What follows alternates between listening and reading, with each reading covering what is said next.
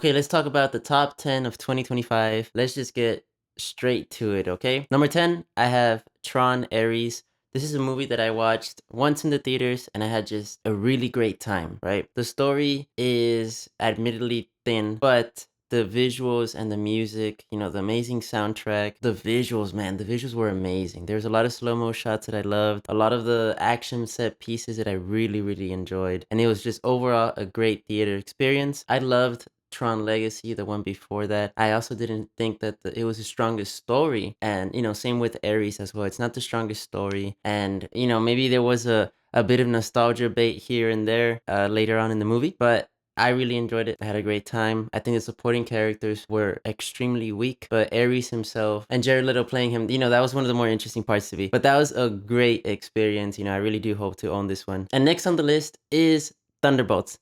So, sometimes movies, I'll check them out because, it's kind of like a book thing or like an artist thing, right? Like sometimes you'll listen to albums because you know the artist behind it. Sometimes you'll read a book just because you've read the author's other books, right? So when it came to Thunderbolts, yes, I'm already a really big superhero fan.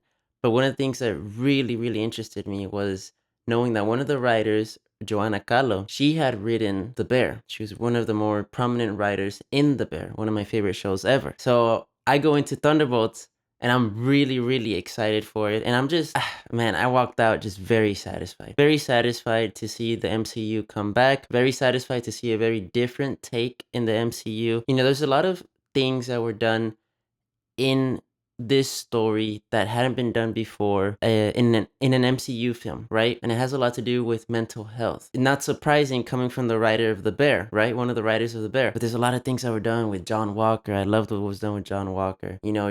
Just providing a different perspective to these heroes, to what they deal with, on a daily, mentally. Like the challenge isn't just a physical one, but a lot of it is up here. And then of course we have I believe his name is Lewis Pullman, with one of the best performances of the year. His performance as Sentry, as Bob, was great. And for this movie, I do believe the first half was the strongest. I think the build up, the mystery was really well done. All of them being in there and those little flashbacks and the little hints that the movie gives you as to what each of them are dealing with.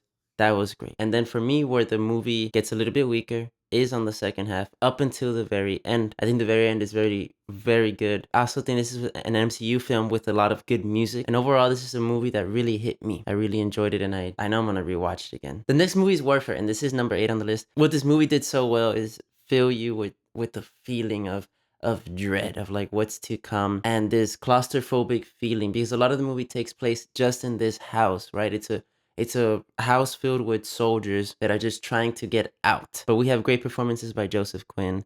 We have great performances by Cosmos. All of these actors, man, that are just playing brothers, right, in the film. Although the film never dives deep into character, deep into relationships, you get the gist, you get what's going on, and the sound editing is amazing. That's the superhero in this film, right? Like the sound editing. Oh man, so good. And this is directed by a guy that was there then and there. This is based on a true story. This guy was there. So, you have these personal passion projects, and those are usually the ones that are really, really, really great and filled with a lot of just oomph, cinematically. And this is one of them. Really enjoyed this film. All right, next I have David.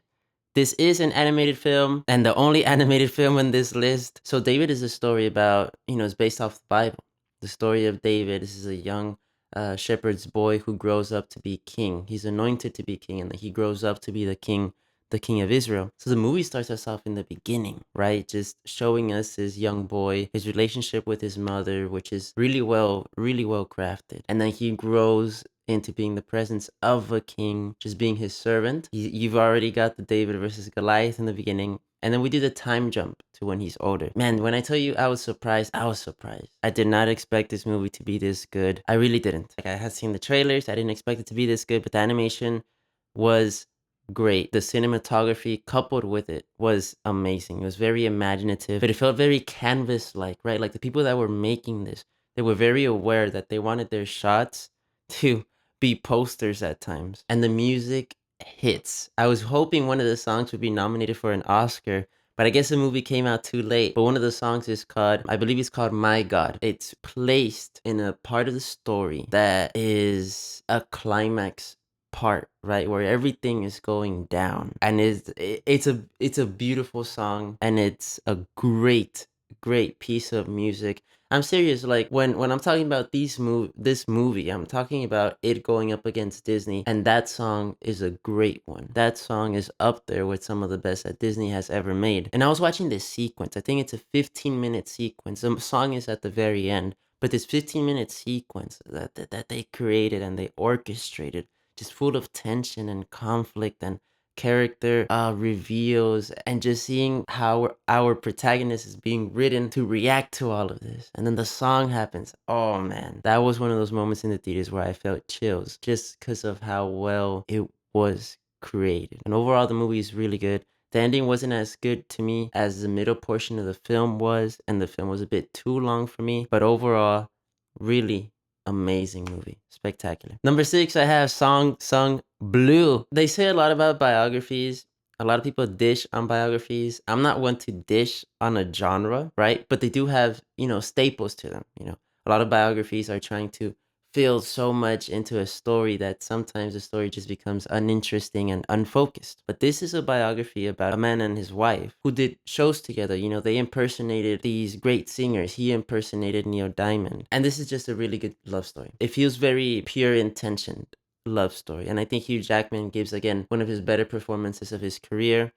This guy he's on a roll, man. Like, he's such a great actor. Hugh Jackman is an amazing actor. But his counterpart in this movie, which I believe is played by Kate Hudson, she did outstanding.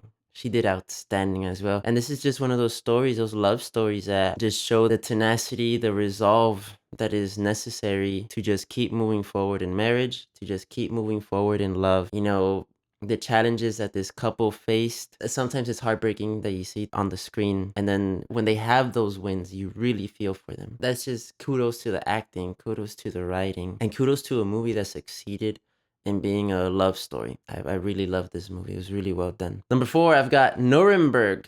Not a lot of talk about this movie in the Oscars, but basically what Nuremberg is about. Once, Hitler died, once World War II was over, the heads of the Nazi were captured, and there was a psychiatrist that was called. He was basically called in to see how he could use his skills to find out whatever he could about them and help the Allies when it came to the Nuremberg trials, right? The Nuremberg trials were these trials that were held against the Nazi leaders post-World War II. This was mainly to put on a show, on a stage, why they are getting the consequence that they are. Then the psychiatrist enters there for his own motives, just wanting to understand evil. And the psychological talks that this movie brings up are very, very interesting. And we have an amazing performance by Russell Crowe, who plays the antagonist. It's a great film, great with acting. I think it says something about evil that a lot of people have known, but to just show it on film it's very interesting. It's very interesting. You can't box it in. You can't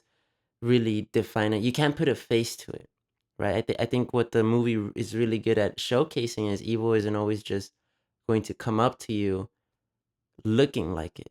You know what I'm saying? It is just great.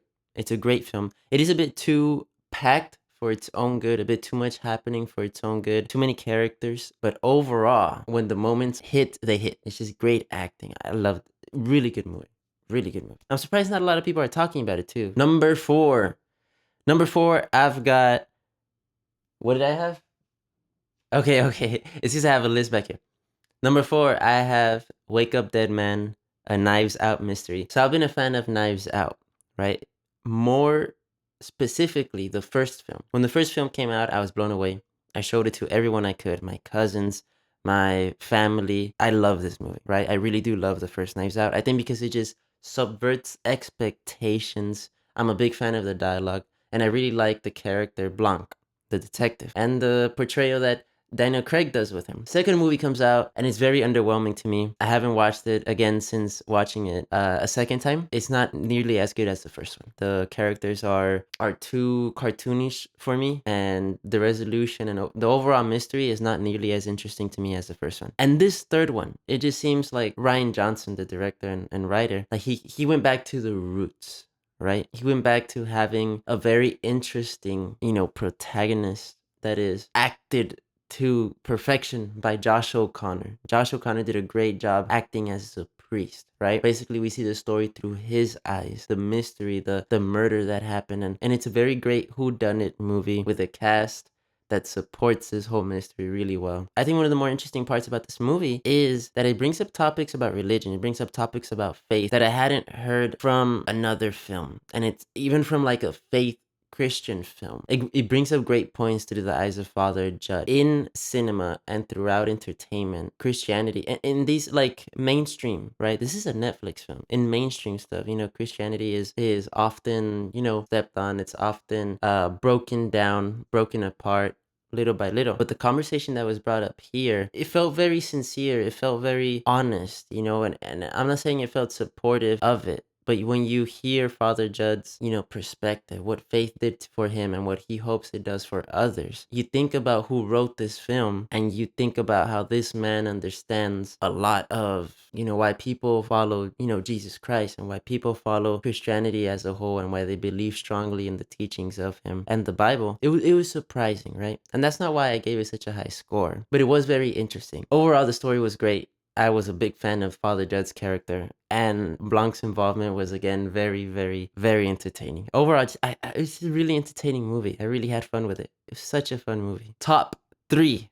Number 3, I have Frankenstein, directed by Guillermo del Toro, and this one was beautiful to look at, man. A lot of the movies I've already mentioned were beautiful to look at. They had beautiful shots or whatever, but this one, Frankenstein, consistently, it was hard to look away. And the costume department, the makeup department, sorry, for the creature, the character of the creature that Jacob Elordi is getting all the praise about.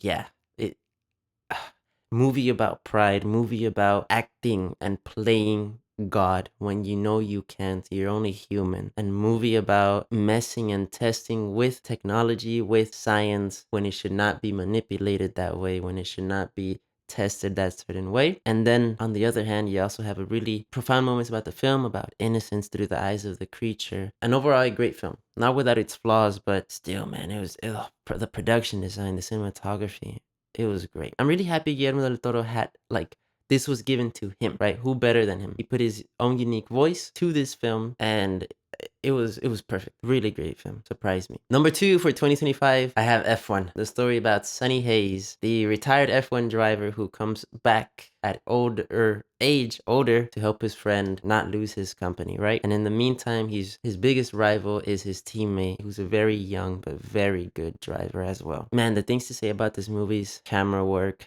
the cinematography, the feel of it in the theater as you're driving in this car, this monster of a machine with Sonny Hayes, sound design is amazing. It's spectacular. And the story is there. Yes, okay, maybe it's formulaic, maybe you've seen a little bit of it before, but it's different enough where you just do want to rewatch the film after it's done, right? It's just a feel good film. And Sonny Hayes is a character that you can root for. Amazing with its characters, its character dynamics, what it was saying about ambition as well, towards the end of the film. And seeing this guy in older age get a second chance, yeah, it was very, very satisfying and very rewarding at the very end. Number 1, I have a movie that features this depressed guy over there. I don't know if you can see it, but that's a photo from the film After Sun. This movie is called Hamnet. Number 1 is Hamnet. What to say about this film, man, without giving it away, without giving much of it away, is the love story about Will. This characters, Will and Agnes, they meet in the rural country of England, out in the middle of nowhere. But their love story it feels like love. It feels like love. They love each other for the right reasons. It's that sort of thing. And then their family story begins where they start having kids. And then complications, without spoiler again, begin in this film are very unexpected. If you know a lot about literature, well, I would say if you're pretty well versed in it, or like decently versed in it, the title of the film sounds a lot like another very, very famous piece, right? And that's not without its reason. And I have to say, this film made me feel a lot. This movie did very much devastate me. It's very heartbreaking, but it says a lot about expressions of grief, man. Whenever I'm watching film, when I'm watching TV, when I'm reading a book, sometimes it's things that are very profound. Sometimes it's things that are very filled with grief, right? Doesn't it hit you, sometimes that the writer or the person behind this story has gone through so much pain that maybe the only way they know how to get it out and the only way they know how to work through this is to write a story, to share with others. And then others that have been through that, they don't have to be alone in that. Again, what this movie says about expressing grief through art. I hadn't seen that before in a film. I hadn't seen it before. Yes, I've seen, explorations of grief, but the way that this ties it back to art that I feel that I can relate to and that I feel that always tried to examine. I always try to examine the author. I always try to humanize the writer behind everything because everyone's lived lives and everyone's gone through something without saying much. Yeah, this movie gives amazing performances, Oscar-winning performances, especially by Jessie Buckley, who plays Agnes, the mother. Great uses of music and a third act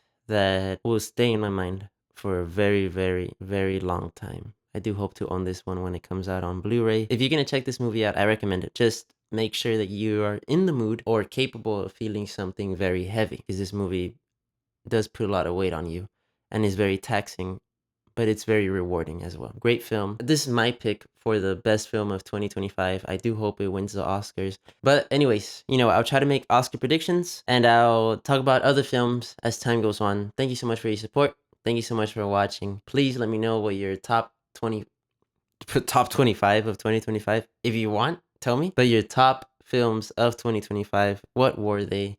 What really stood out, man? And yeah, I'll catch you guys next time. Thank you so much for watching. Bye-bye.